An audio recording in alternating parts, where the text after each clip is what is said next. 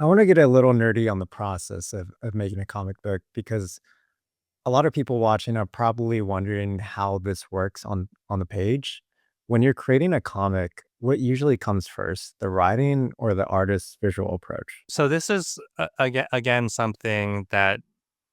can be hugely variable depending on the specific writer and the specific artist. And of course, there are amazing people who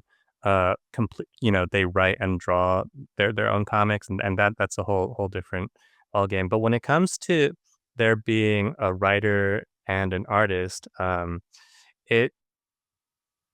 it kind of just depends on what works best for the both of you together in that specific collaboration. Something interesting about comic book scripts that I learned coming from the world of screenwriting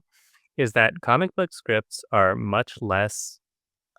there's much less of a standard format for comic book scripts compared to screenplays. So it's a little bit more of a wild west of, like, how you even format the page to begin with, so it can be just a lot more chaotic, and then there's just a lot more room for variation, I guess, and so when it comes to both the writer and the artist, there can be a big range of just how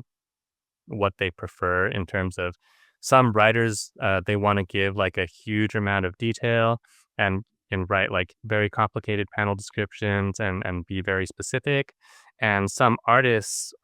will prefer if you can give them as much detail as possible,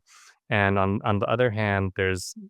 both writers and artists who prefer it when the script is a little bit more loose and the artist has more freedom